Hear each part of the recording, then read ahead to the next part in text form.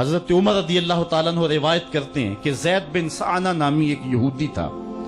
جس کو حضور نے قرض دینا تھا۔ آقا کریم علیہ الصلوۃ والسلام دو جہاں کے مالک ہیں،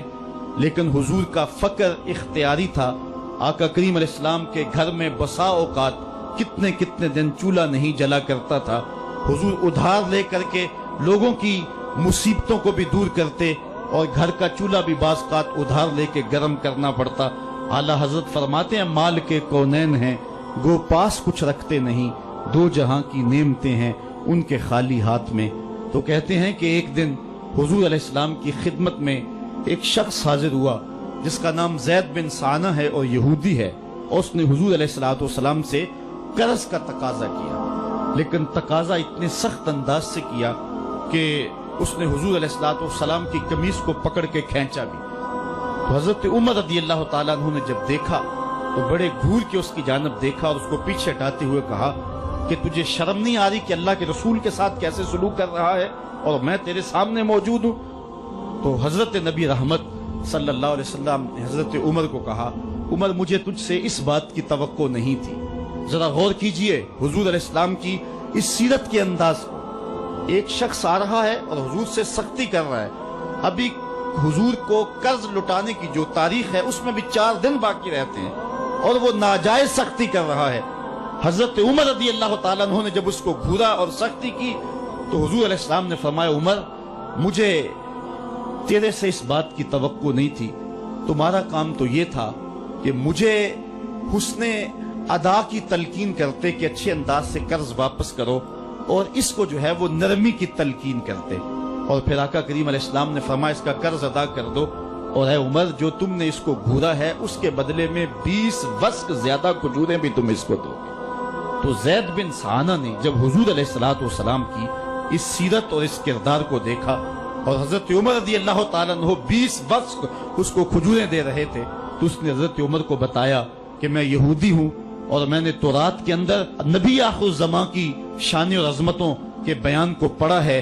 یہ بات ابھی رہ گئی تھی، باقی ساری نشانیاں میں نے حضور میں دیکھ لی تھی، اب یہ نشانی رہ گئی تھی، آج میں نے یہ بھی دیکھ لی۔ اور پھر وہ حضور کی خدمت میں حاضر ہو کر اسلام کے دائرے میں داخل ہو کر حضور کا عبدی غلام بن جاتا ہے۔ تو یہ انداز حضور علیہ السلام کی سیرت کا زمانے کو حضور علیہ السلام کے قریب کرتا ہے۔ میرا رب خود کہتا ہے لو کنت فظا غلیظ القلب لانفضوا من حولک، اے محبوب اگر تو ترش مزاج اور تنگ دل ہوتا تو اتنے لوگ تیرے گرد کبھی بھی جمع نہ ہو پاتے۔ کچھ ان کے خلق نے کچھ ان کے کردار نے کر لی، مسخر ساری دنیا شہ ابرار نے کر لی۔ حضور علیہ السلام کے پیار نے زمانے کو اس قدر قریب کر دیا کہ وہ حضور علیہ السلام پہ جانے قربان کرنے کے لیے ہمہ وقت مستعد اور فعال رہتے تھے۔ جتنا پیار انہوں نے حضور سے کیا ہے کائنات میں اس کی دوسری کوئی مثال نہیں ملتی ہے۔ ایک شاعر کہتا ہے اپنے محبوب کا ذکر کرتے ہوئے، وہ کہتا ہے حافظ شیرازی نے غالباً کہا ہے کہ میرے جیسا محب زمانے میں کوئی نہیں، اس لیے کہ تیرے جیسا زمانے میں محبوب بھی تو کوئی نہیں۔ اگر صحابہ جیسا عاشق تمہیں زمانے میں نہیں ملتا تو محبوب جیسا کوئی صورت و سیرت میں حسین بھی تو زمانے کے اندر تمہیں نہیں ملے گا۔ حضرت سیدنا انس کے لفظ کان رسول اللہ صلی اللہ علیہ وسلم احسن الناس، حضور لوگوں میں سب سے زیادہ حسین ہے۔ اور دوسری بات کان رسول اللہ اجود الناس، حضور سب سے زیادہ سخی ہیں۔ ایک شخص حضور کی خدمت میں حاضر ہوا اور اس نے سوال کیا، 2 پہاڑوں کے درمیان جتنی جگہ ہوتی ہے اتنی بکریاں تھیں حضور کے پاس، حضور نے ساری اس کو عطا کر دی۔ وہ واپس جا کے اپنی قوم سے کہنے لگا کہ محمد عربی ایسا شخص ہے اتنا عطا کرتا ہے کہ پھر کمی کا شائبہ ہی باقی نہیں رہتا۔ تیسری بات حضرت انس فرماتے ہیں کان رسول اللہ صلی اللہ علیہ وسلم احسن الناس واجود الناس واشجع الناس، کہتے ہیں کہ حضور جتنے دلیر تھے جتنے بہادر تھے، کائنات کے تر اتنا بہادر ہم نے کوئی نہیں دیکھا۔ مولا کائنات فرماتے تھے جب جنگ کی بھٹی گرم ہوتی تو ہم دیکھتے کہ سب سے آگے بڑھ کر حملہ کرنے والے محمد عربی ہی ہوا کرتے تھے، اور ہم حضور علیہ السلام کی اوٹ میں ہوا کرتے تھے۔ آقا کریم علیہ السلام نے اپنی زندگی میں اپنی تلوار سے اور اپنے نیزے سے جو ہے وہ کسی کو قتل نہیں کیا ہے، صرف ابی بن خلف وہ بد نصیب شخص تھا جس نے کہا تھا کہ میں نے گھوڑا رکھا ہے جس کو 16 رتن مکئی کے دانے روز ڈالتا ہوں اور اس گھوڑے کے اوپر سوار ہو کے میں آؤں گا اور اے محمد معاذ اللہ آپ کو شہید کر دوں گا، تو حضور علیہ السلام نے فرمایا اللہ نے چاہا تو میں تجھے قتل کروں گا۔ اور پھر غزوہ احد کے موقع پہ جب وہ آیا، کہنے لگا کہ میرا راستہ چھوڑ دو، اور پھر وہ گھوڑا لے کر کے آگے بڑھا۔ صحابہ آگے بڑھنے لگے تو حضور نے فرمایا پیچھے ہٹ جاؤ۔ حضرت حارث بن سما سے حضور نے چھوٹا سا نیزہ لیا اور آگے بڑھ کے اللہ کے محبوب علیہ السلام نے اس کے گلے کے قریب اس کا ہلکا سا کچوکا دیا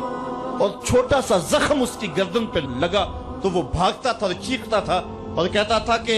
قاتلنی محمد، محمد نے مجھے قتل کر دیا ہے۔ لشکر والوں نے کہا ابی بن خلف عجیب بات ہے، ایک چھوٹا سا زخم ہے اور تو اتنا شور ڈال رہا ہے۔ اس نے کہا تم نہیں جانتے ہو کہ مجھے کتنی اس کی تکلیف ہو رہی ہے، اگر میری اس تکلیف کو پورے لشکر میں بانٹ دیا جائے تو سارا لشکر مر جائے، جو تکلیف مجھے محمد کی اس ضرب سے پہنچی ہے۔ اس نے کہا مجھے محمد نے کہا تھا کہ تجھے میں قتل کروں گا، اس نے تو پھر مجھے نیزہ مارا ہے، مجھے یقین ہے کہ اگر وہ میری جانب غصے سے تھوک بھی دیتا میں پھر بھی نہ بچ سکتا۔ تو یہ حضور علیہ الصلوۃ والسلام کی جو ہے وہ دلیری اور بہادری کے قصے ہیں کہ آقا کریم علیہ السلام کی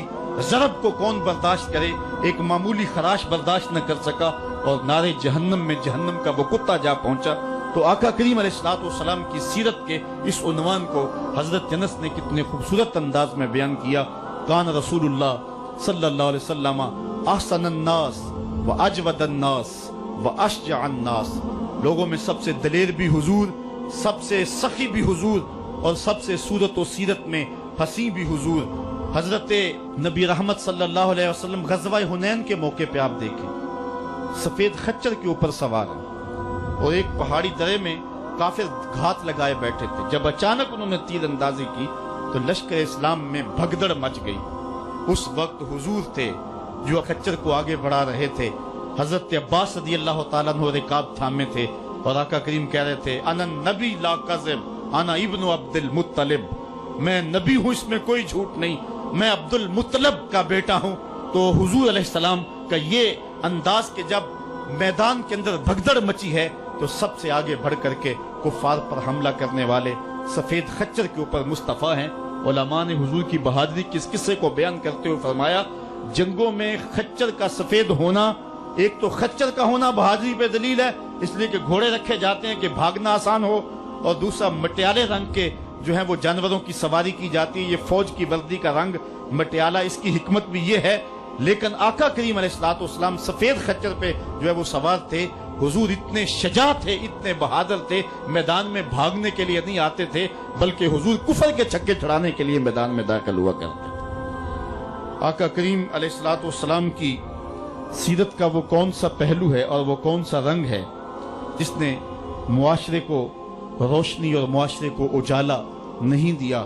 آج میرے اور آپ کے آقا و مولا کی یہ سیرت ہمیں حضور علیہ الصلوۃ والسلام کی محبت کا حقدار بنائے گی۔ حضور اس دنیا کے اوپر مکارم اخلاق کی تکمیل کے لیے جلوہ گر ہوئے اور قرآن آپ کے خلق کی گواہی ہے، اس لیے حضور کی سیرت کو اپنانے کا تقاضا یقیناً آج کی اس بابرکت محفل میں آج کا یہ اجتماع ہم سے کر رہا ہے۔ ہم اپنی زندگی کو اور طرز حیات کو حضور کی سیرت کے سانچے میں ڈھال کر کے زندگی کی ایک ایک سانس اور ایک ایک لمحہ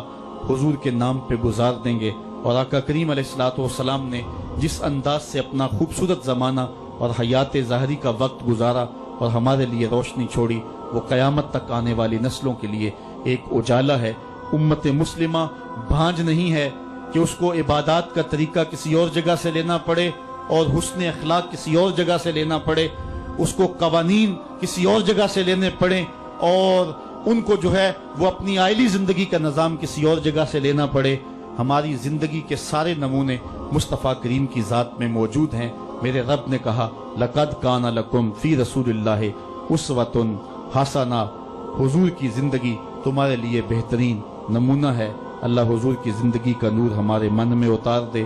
ہمارے باطن کو حرارت اور نور اور اجلا پن نصیب کرے۔ کار ما آخر شدو آخر ز ما کار نشد، مشت خاک ما غبارے کوچہ یار نشد، و آخر دعوانا ان الحمدللہ رب العالمین۔